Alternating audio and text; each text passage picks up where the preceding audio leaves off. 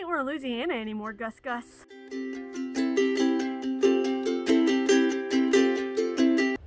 Hey y'all, former plant killer here, Jesse with Living on a Prayer Flower Farm.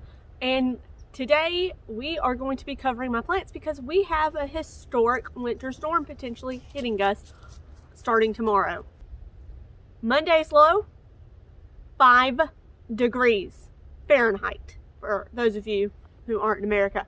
5 degrees Fahrenheit, 5 Fahrenheit degrees, however you want to say it. It's gonna be so cold. We are going to get snow, ice, and sleet, and freezing rain, and everything that comes with it. And guys, it's not the fact it's gonna be so cold, it's the fact I've got plants. I am worried about my ranunculus mostly. The daffodils, the tulips, they'll be fine. Those suckers grow in Holland. They're used to this. They're like, bring it on. They love it. But the rest of my plants, So I asked Facebook on the Flower Farmer page I'm on, and everybody said that snow can actually act as an insulation. So fingers crossed. So let's go over what I'm actually going to be doing today to prepare for this historic winter storm that we have to have. I've got some more frost cloths. I picked these up at Lowe's, but these behind me that I've been using I actually got on Amazon, and I'll post them in the description. It is an affiliate link, so if you click that, I will get a percentage of the sale if you choose to buy these frost cloth. But you can pick them up from anywhere, and what I'm going to do is I'm going to fertilize and water my plants. I was told on Facebook that soaking the roots before the freezing weather hit will help, and they need to be fertilized. I haven't done it. So I'm going to use Neptune's Harvest. I'm going to use it. And then I'm going to place these old soda trays on top of my plant to help protect it from being crushed from the snow. Then first layer of frost cloth, and then I'll do a TP like behind me of a second layer. I'm hoping between both of them it'll kind of create like a nice little air bubble, and if we do get more snow at first than sleet and freezing rain, it'll help insulate it, or so I'm told. So let's get started. Well, this has not gone at all as I thought it would. My hose is frozen, not the faucet, the hose, so I can't use it to water my plants. So what I had to do was take this 5-gallon bucket and fill it up about halfway, and then carry it out here to water these plants because I have no water. I have no water because I can't use my hose. So before I start covering them up, I just want to show you what they look like. Some of them look kind of good, and others just look really bad. I'm going to blame the chicken on that one. So let's take a look at the ranunculus and the bachelor buttons. Alright, so here are the bachelor buttons. These are ones that I direct sowed, and you can see they look great. And here are the ones right there that I put in the ground the other day. They're doing well. And then here is my ranunculus bed. It should be straight rows of ranunculus. So you can see some of them, like this one far back, looks amazing. And then the rest of them are kind of not that great looking.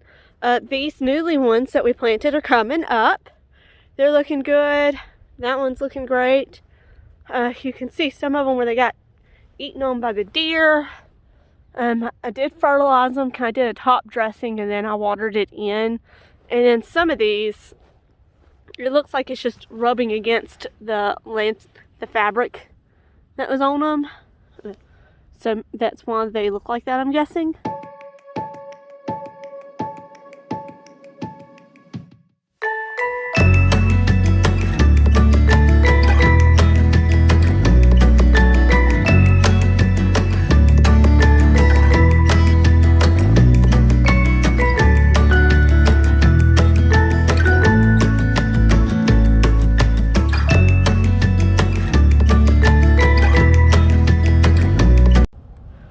Look at them. You can see where they're starting to branch, like that one, and they're struggling to stay on. They are not happy, but some of them are branching really well. Yeah, they are so not happy with me.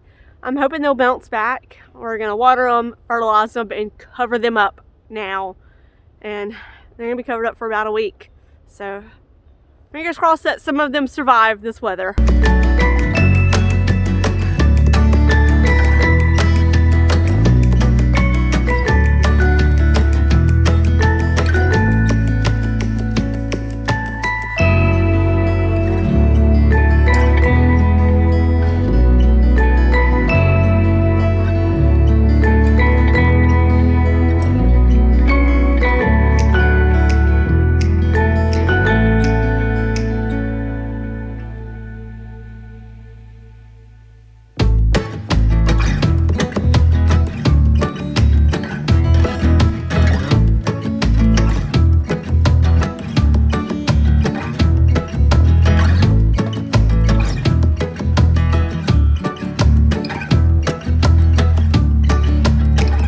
Everything has been fortified. It is done. Took way longer than I thought it would, but it doesn't every project. So I'm hoping that that's going to help retain enough heat that nothing freezes and dies. Fingers crossed. So now that you've endured that, let me give you an update on all my plants, show you my seedling room and the tulips. Let's go visit the tulips. All right, so these are still doing their thing and not getting up, but take a look at the tulips. They are just coming right up and getting bigger and bigger. Look at the daffodils. They are just coming on up. They are emerging. I'm really excited about these tulips. I can't wait for them to come up and just see their beauty. A lot of people have been asking me about tulips.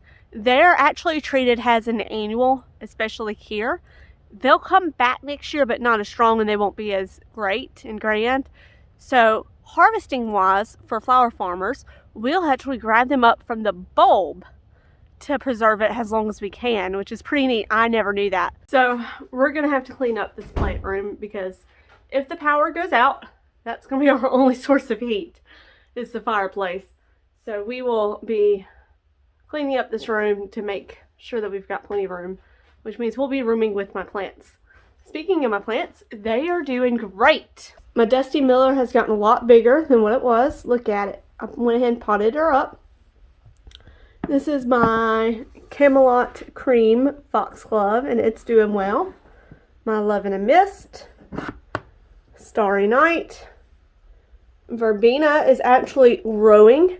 So, confession, I made a really great video for y'all on starting foxglove and verbena and how worried I was about growing it because it needs certain temperatures to grow, and I lost the video. I guess I accidentally deleted it? I don't know. So I guess maybe I'll do some more of those just so I can record it. But they look great. If you'd like to see me do that, please sound off in the comments. Let me know if you'd like a video on foxglove. I've got Potomac mix. There we go. Potomac mix of snapdragons along with the Potomac lavender. And what's this in the back? Bridal pink. I've got some carnations. I've got very poor germination rate on one side and great on the other. My poppies, this is the Shirley poppy, mother of pearl. That's coming up in here. I don't know if you can see the plants. And then my pastel mix of poppies. They're popping up there a little slower. Another tray of bachelor buttons. This is like 1 week, and they're already there. My lemon mint bee balm is taking forever to grow. These are about a month old, and they're at that one little stage. I got my yarrow. It's really teeny tiny too and taking forever. My sweet peas, I had to move them inside. So I made a sweet pea video. It's going to be coming out either before or right after this. And I had no clue that once sweet peas sprout, you want them to stay nice and short. My long ones I've got are not really what you want, apparently. I didn't know. Apparently, sweet peas can take temperatures all the way down to 20 degrees. Yeah, and it's true. As soon as I found that out, after less than a week after they sprouted, or a week after they sprouted, I put them outside, and they've been living outside until last night when it got down to, like 18 degrees. So, and they were frozen. They thawed out now, but they were frozen. Here's all my eucalyptus. I lost 4 total so far, and some of them still don't look that great, but others are doing really well, while others not so much. And then my delphiniums, they are looking great. Haven't lost any of those. And then that is stock there in the background, just coming on up. And then I've got some seed trays started. Bells of Ireland, Starry Night, I forget what this is, and some other seedlings that just haven't come up yet. So this is my current seed setup that I've got going on. I've been really liking these shelves. Alright, I will see y'all in a day or two, thanks to YouTube magic, and we'll see how bad the weather gets. Do you want to build a snowman? I really hope my plants are okay. They say snow's an insulator. I guess I'll find out later. I'm ready to go back inside. Oh, it is coming down, guys. This is not Louisiana weather that I signed up for. On the bright side, it is all snow right now. Look at all this. Where's the tarp? Where's the tarp? It's gone. Oh. Oh. So, for real though, I'm going back inside because snow is hitting me in the face at this point. See if I can make it down these stairs without busting my rear end. Woo! Okay guys, it has not stopped snowing. It's been snowing all day long, and this is just day 1 of the snowmageddon of 2021 that has fallen on pretty much the whole South. The whole South. So it's Monday, and around 5 a.m. my husband's alarm went off, and we looked out. Not a big change. Woke up at 7:30, and whew, we have gotten about, I think someplace, ow, I just bit my tongue. Ow. We have gotten about 6 to 7 inches of snow. That is unheard of. So let's take a look around and see how the plants are doing so far. I feel like I need giant snowshoes to get through this. I'm kind of getting wore out from it. Oh my gosh, look how deep the snow is on this 5-gallon bucket. Hang on. That's a 5-gallon bucket, guys. Look, it is so tall on it. It filled up the bucket, actually. Jeez. So I didn't know it. My husband has these mittens, and they are the best thing ever. So I can expose my fingers. This is where the snapdragons are. Looks like part of my infrastructure broke.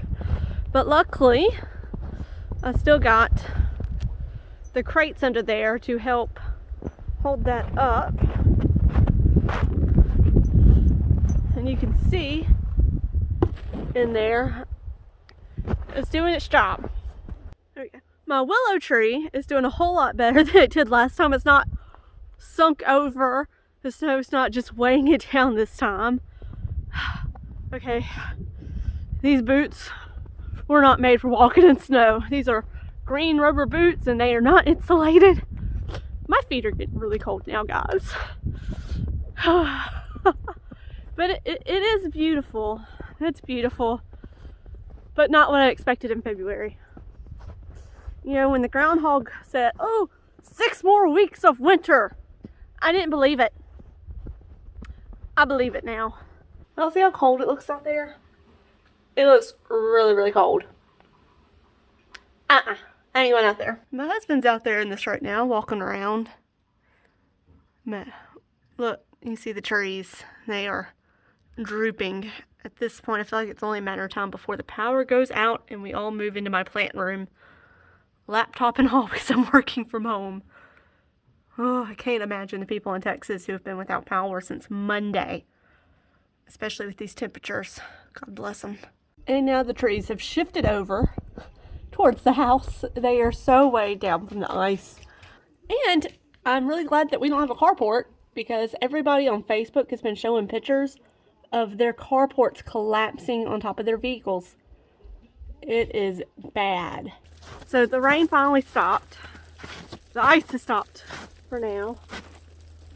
But I mainly came out to refill my bird feeder and show y'all just kind of how it looks now. You can't even really see our footsteps from yesterday. I think my willow tree's a little cold. So we've made it to day 5. I'm holding up 5 fingers, you just can't see. Here we go. Yeah. Day 5. Well, it's cold. Put that back. We've warmed up to a whole 37 degrees. And I was really hoping to uncover my plants so that they could get some sunlight. And I would just cover them up tonight before it goes back to 18. But that's not happening. I had to hammer to pull up the staples. But I ended up having to use the hammer on the ice because it's just so thick. It's like 4 inches thick in some places. And I thought maybe I could just, you know, I don't know what this motion is. Dig my way through it. And claw my way through it. That lasted a whole 5 seconds. The ice is so thick, it's attached to my frost cloth. I can't pull up the ice without ripping the first layer of frost cloth, which I really don't want to do. So maybe on day 6, tomorrow we can take a look at the plants and see if they survived or not. Tomorrow's going to be in the 40s. Here we are, day 6. It's Saturday. Or, yeah, day 6, day 7 technically of this video, since I started last Saturday. I think it was Saturday, maybe it was Sunday. Anyway, never thought I'd be using a garden hoe to get ice off my plants, but here I am. I'm working with, see this? Ice, baby. Okay, let's start with the good. The good is the bachelor buttons are very happy. Even the smushed ones seem okay. I think they'll perk right up. They're okay. The ranunculus, well, there's some good. Like this one was covered with a crate. It is happy. It seemed to like its day covered. It's a couple of days covered. Others, well, they're a little smushed. Some of them are a little broken. They are not happy. They are very unhappy. I must say ranunculus were, overall, they look way better than I thought they would. I mean, especially with ones like that just look so happy. So I think now they just need some sun. Snapdragons, same story. Some of them are very happy, while others, they kind of look like they did when I covered them up. They still look awful. The Lowe's ones have seen better days, but they were crushed. The poppies that I threw under here, they look about the same, look kind of happy. Let's see. The bells of Ireland look exactly the same. So, day 6, I'm going to say for going through a historic winter storm, we never lost power. Thank you, God, for that. My plants look okay. It looks like they survived for the most part.